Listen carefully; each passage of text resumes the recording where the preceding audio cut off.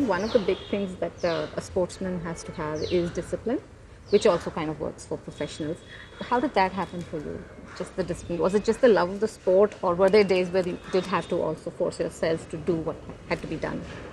I was so passionate about the game, I couldn't think of anything else.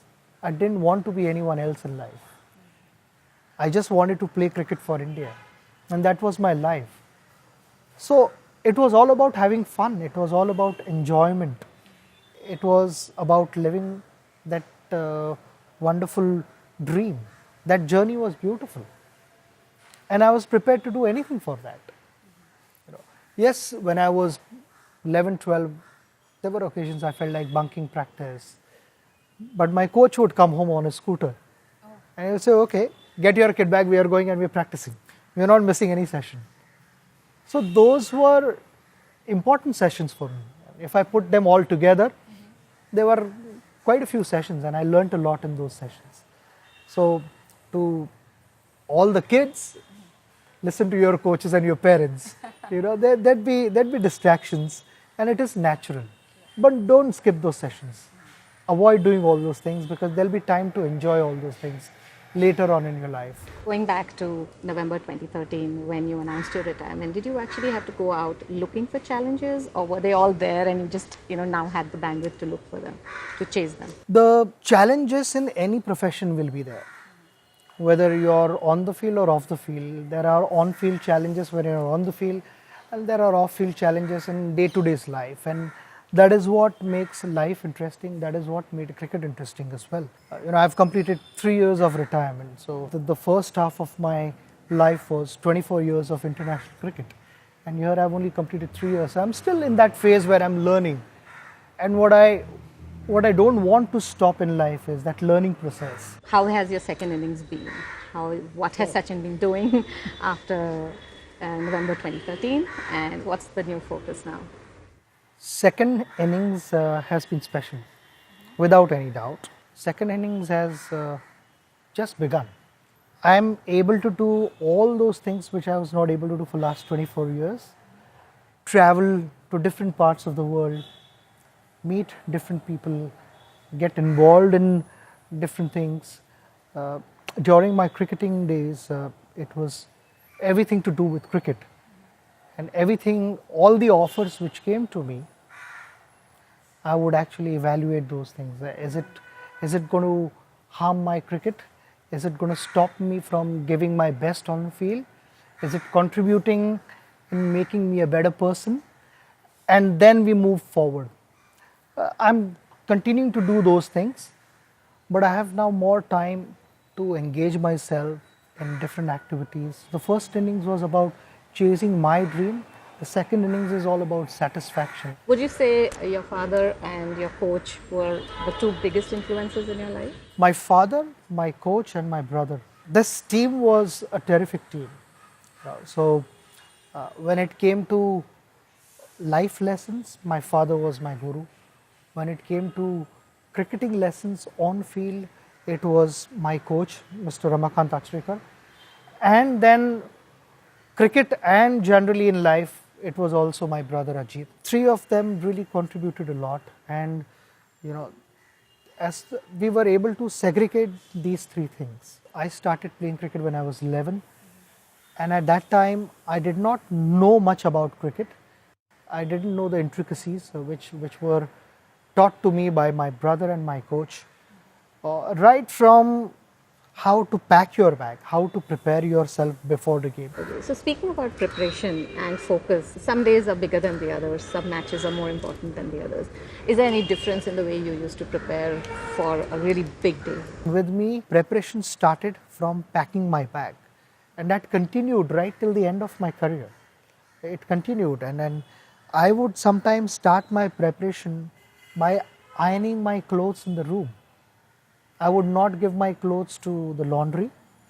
I would iron them myself because I thought, that sort of got me into that zone. Suddenly I saw whites and I was ironing my whites or my colored clothing, ODI clothing. I was ironing them in the room. I got into that mood. I started thinking about, okay, who's going to bowl to me tomorrow and how am I going to bat? What are the areas I need to focus on? my subconscious mind switched on from there. It is not about if the game is starting at 9:30 in the morning, suddenly at 9 o'clock you start switching on. It's too late sometimes. I started my preparation way before that, literally 12, 14 hours before that. I would start thinking, and my subconscious mind was working on how I'm going to play the next day. But it wouldn't be as easy, say, when you had injuries, right? Or you were recovering from surgeries. Would that, and then you had to get back to your form. So that is a much harder uphill journey. How did that happen? Yes, there were a number of moments where I thought my career was over. There were bad injuries, and in particular, I still remember when I had my tennis elbow surgery. After 3.5 months, I went out to practice. I was told it will take about 4.5 months or so for recovery. Don't rush. But sportsmen are known to be impatient. So I did that. I mean, I went out and I started hitting few balls. And I realized that I'm not ready for that. Because, 13, 14-year-old kids were stopping the ball at 15 yards and I was trying to smash the ball as hard as possible. And I came back home really disappointed and disheartened, and I thought my career was over. I told my wife that, I just pray to God that I need to have one more chance. My career cannot stop like this. I need to get back on the field. I started having sleepless nights. I would call my friends, my close friends would join me on early morning drives, not late night drives, but I would call them at weird hours, 4 o'clock in the morning, 3 o'clock in the morning, and I said, come down, I'm waiting outside your building, let's go for a drive. Because I couldn't sleep. I was nervous, I was tense, I was worried about my career. But those are the moments when you need a solid team around you, doctors, physios, masseurs, trainers, your family members, close friends. My wife, being a doctor, helped. She understands how it takes time for any injury to heal. And you got to give X number of weeks, X number of months sometimes. The worst thing sportsmen are, they're not patient. They get impatient and they want to get back on the field again. And so was the case with me. So she said that you just have to give your body enough time to recover. And those are the moments where you want those people around you. You want them to keep you in that space where you think positively, and that also has a good effect on your healing. You recover faster, you heal faster. That contribution was invaluable.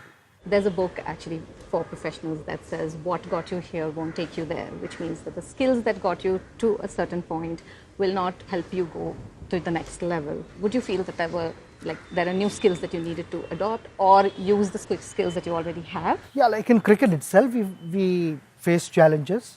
In test cricket, you had to bat differently. In one-day cricket, you batted differently. And in the latest format, T20, one had to be extremely innovative to figure out what are the best options at that moment. So awareness is important, but the fundamental values don't change. The roots should never change, I feel. Around that, if you're innovative, it always helps.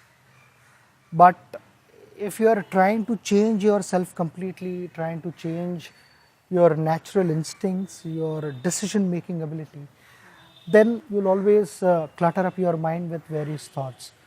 But if you surrender yourself to your natural instincts, because I believe, at least in sport, I felt that natural instincts were 95% of the time right. So it is in sport like how I would say conscious mind and subconscious mind.